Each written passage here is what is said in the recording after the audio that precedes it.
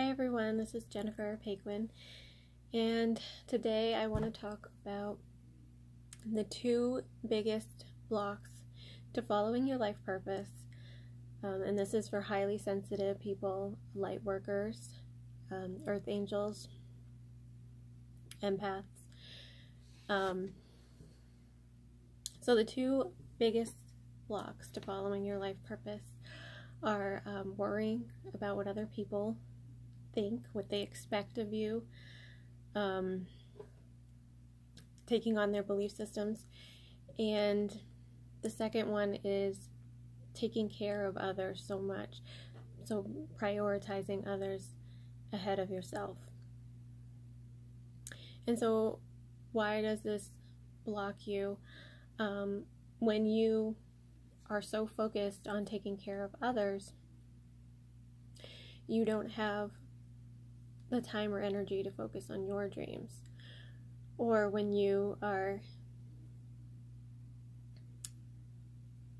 prioritizing others' expectations or belief systems, their belief systems might not be in line with what you believe or what your dreams are. Other people don't have the same dreams as you. And so what happens is that when we care for others, we open up our hearts to them. And when we open up our hearts to others, we open up our energy field with other people. And so we're sharing energy with others. And so that is how cords develop between two different people, and attachments can develop between two people. It's the sharing of energy when you open your heart up to others. And so when you're sharing your energy or developing attachments to other people, and especially when those people share ideas or belief systems that are opposite of what your purpose is, it can create a block to following your purpose. For example, especially, let's say, if you have a creative gift, so if you're an artist or a writer, and so you love art. You might love drawing or painting or creating art in some way, or writing. You really want to create and express yourself, and you just have that calling inside of you. And not everyone is going to share that. You might have people in your family who, you're the only artist, let's say, in your family. And so you might have people in your family that think that the only way to make a living is to work a regular job, in an office or something like that, instead of doing something more creative. And so that actually happened to me, and my family was very,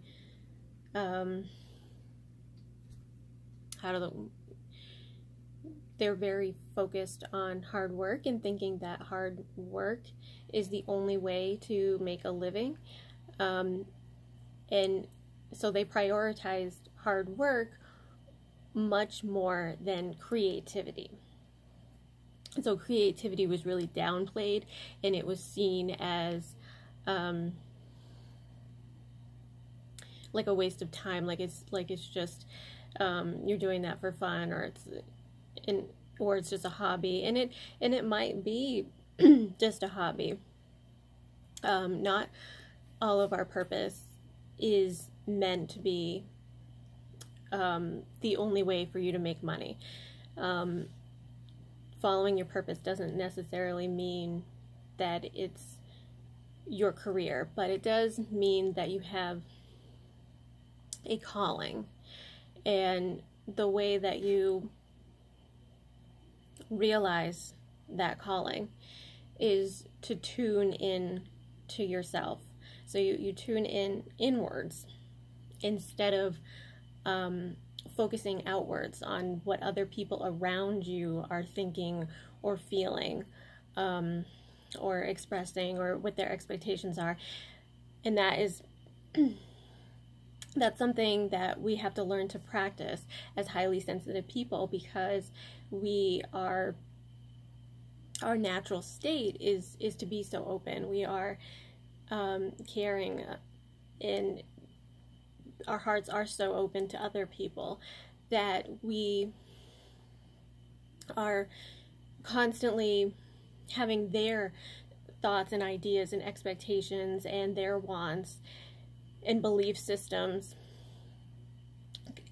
kind of clouding our own energy field. It's in our energy field, in our mind, and it might be thoughts that are conflicting to our own thoughts. And the only way for us to differentiate from other people's thoughts and ideas is to take the time to tune in, and to take that quiet time to tune in, to listen to your inner voice.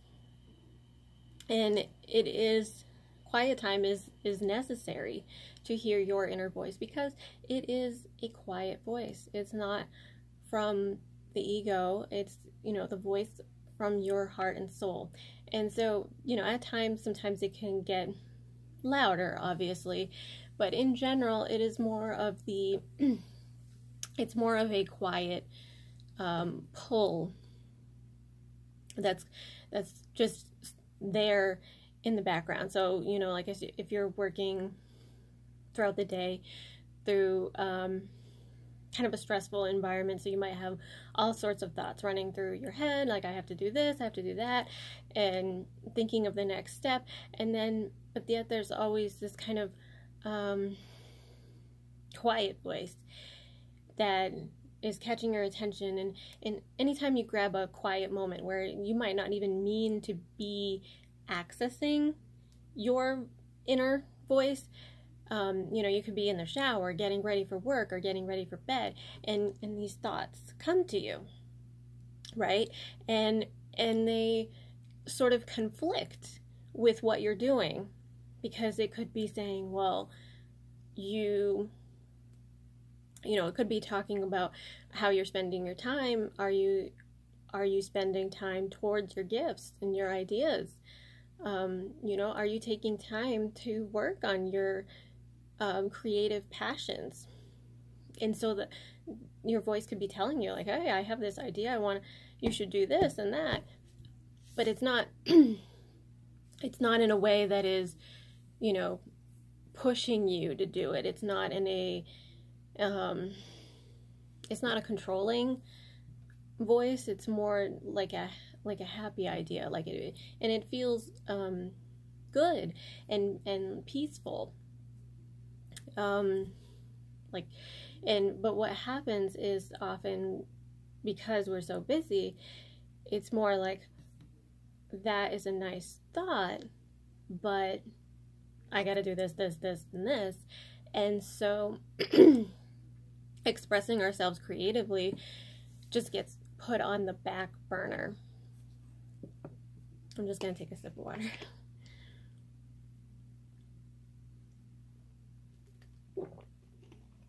So what happens is two different things can happen, or often happen in this scenario when we're taking on other people's thoughts and belief systems that are incongruent with our true purpose. So one is that we completely ignore our purpose because it sounds impractical. The people around us don't value, creativity, or, if your gifts are your intuitive gifts, and people close to you might not believe in that, or they think it's, people that think they're psychic are just liars or crazy. It might you might take on those belief systems. And so even though you feel called to do something different than what others around you would be doing, because you're prioritizing others so much, you deprioritize your ideas and your gifts and your goals. So that's one that's one thing.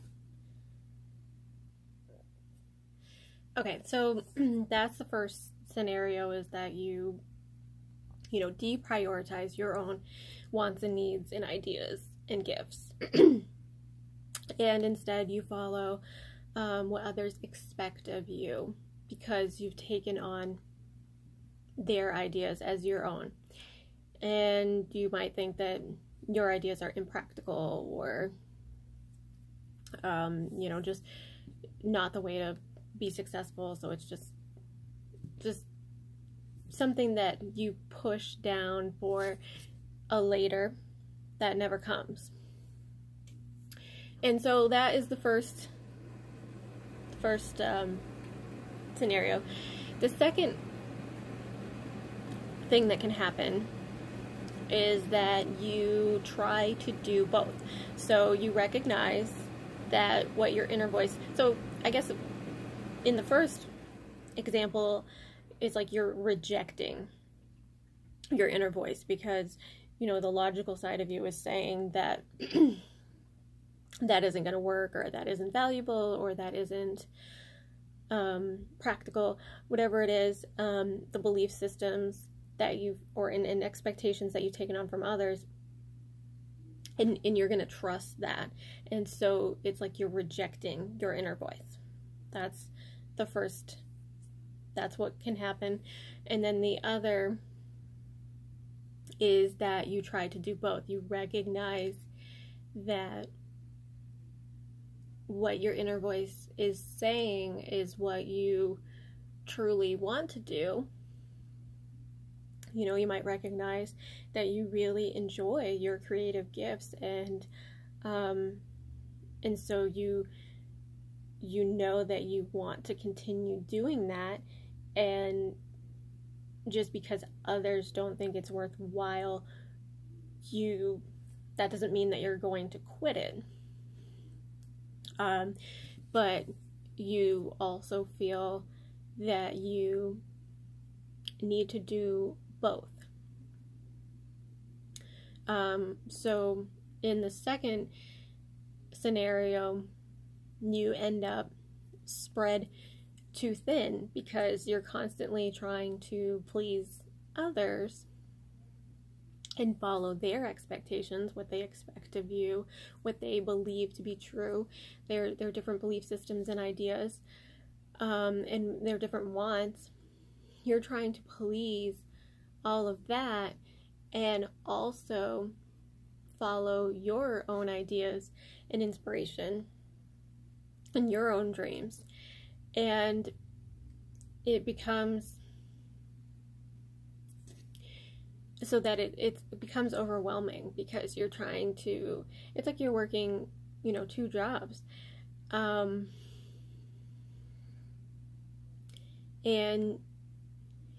what happens is often that your self-care gets put on the back burner.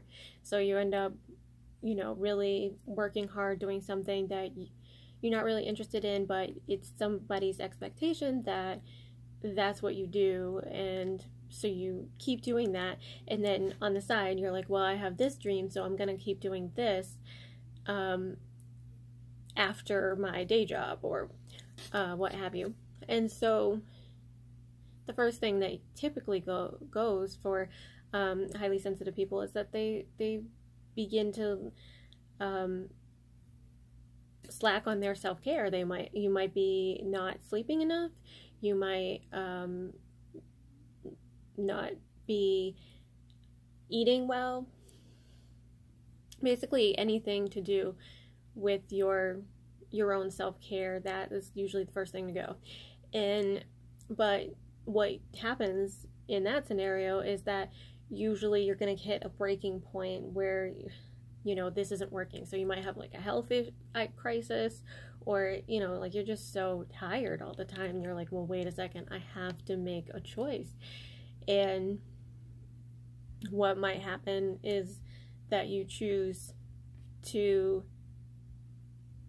prioritize others, like in the first scenario, or eventually you might choose to finally prioritize yourself and your own dreams, and which is basically what happened to me. So at first I think it was around 2011, 2012. That was when I was really starting to hear my inner voice, and it was conflicting with what others expected of me, especially in relationship to my work in a corporate job and in my relationship with an ex-partner. So I had those two things going on at one time, and I had to basically wait, because I wasn't trusting my inner voice. I was rejecting that because it didn't sound practical, and it didn't sound safe. It sounded scary. The advice that I was getting sounded scary to me at the time. To leave my ex and to follow a different type of work. It sounded really scary. And so I didn't trust my inner voice at first. And so I kept doing what was expected of me. And I didn't make any change until it got so much worse that it reached like a critical point where I had to make a decision. Basically, it turned into a crisis in both scenarios. I waited until the very last, once it got basically unbearable, and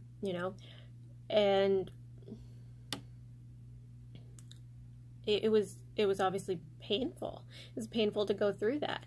And so what I want to emphasize today is that often what is blocking us from following our purpose is all the noise that is coming from around us, that we take on into us, into our body, our mind, our energy field, our heart, what we care so much. And we take all that caring for others, we take it on into ourselves. We take responsibility for others' happiness into ourselves. And it clouds us, and it keeps us confused, and we lack clarity. We lack trust in ourselves, because all the while that we have all this confusion and this mess that's coming in, like these conflicting voices and belief systems, we also have our inner truth, our inner voice at the same time, but it's clouded, and it's hard to hear, and it's hard to trust. And so what I really want to emphasize is that, in addition to taking the time to listen to your inner voice, what's really, really important for highly sensitive people is to reduce the inner clutter. And so what I mean is that once you have tuned in to yourself, your inner voice coming from your soul that's telling you what you want to do or what your purpose is, the next step is to look at, well, what about all these conflicting thoughts and ideas? Are these truly mine? And so you start to see how the ideas that it won't work, that it's not valuable, that it's not something to follow, you start to see how all of the ideas and belief systems that conflict to your purpose, your dreams, your ideas, your goals, you start to see how those are not you. Even though they're attached to you right now, they're not your essence. They're not part of your inner truth from your soul. It's something that you've taken on during this lifetime at some point.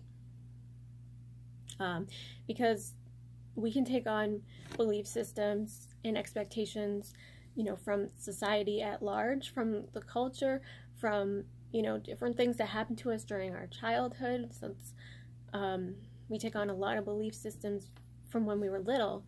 But in addition, we can also take on belief systems from people that are close to us. Let's say a friend that we meet much later in life when we're an adult, and we value them. We value their opinion greatly, and we care about them a lot. And so we might begin to take on their belief systems and expectations as well, even though they conflict with something that we were taught when we were younger. So, there's lots of ways that we can be taking on other people's belief systems that may not match our own goals and our own dreams. And so what it is that we need is a practice, a daily practice. And so, like I was saying earlier, that it was, at first, I was in the space of not trusting my inner voice. And then when I began, I waited until a crisis point to begin to take action. And then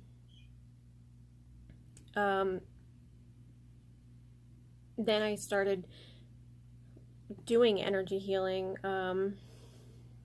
after I left that corporate job. And so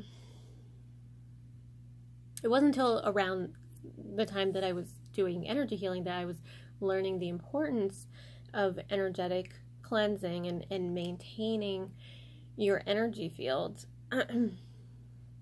and learning about releasing cords and attachment to other people. And it's talked about a lot that you hear a lot of people talk about cords a lot in regards to, let's say, like toxic relationships or unhealthy relationships, relationships that are, like, let's say a romantic relationship that ended and then you cut the cords to fully end that. But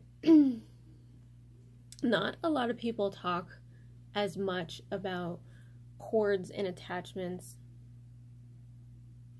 that are created not necessarily in romantic relationships. It can be, but also in any relationship where you've opened up your energy field with another person. So it could be someone that you work with, a friend, coworker, family member, romantic, any type of person that you open up your heart to. And as a highly sensitive person, we care about a lot of people. So it could be somebody that's you might not think of, maybe more of an acquaintance, but yet you care about that person. And so it's not talked about so much how having those cords and attachments can affect you and how they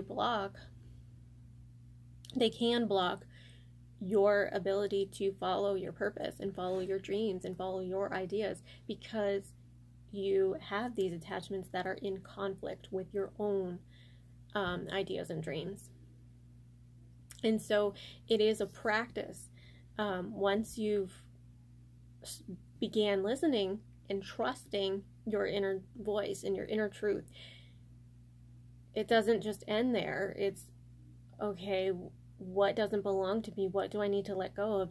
And it's a daily practice that needs to happen. And some of it is a lot deeper, like I was mentioning with like a toxic relationship or an abusive relationship, especially, you know, relationships that lasted years and years of like programming that was constantly telling you like, you're not good enough to do this, you're not smart enough, that's never going to work, you're not capable of this or that.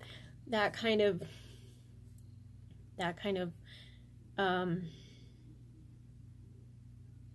those ideas that you were told, those belief systems that you were told, it can take a little bit longer to unpack, because that is part of the healing process, is healing from things that were painful, things that were done to us that hurt us. And it hurt us because it wasn't the truth. That we can follow our dreams and our purpose, and we can follow our ideas, and they are valuable, and we are valuable. So any type of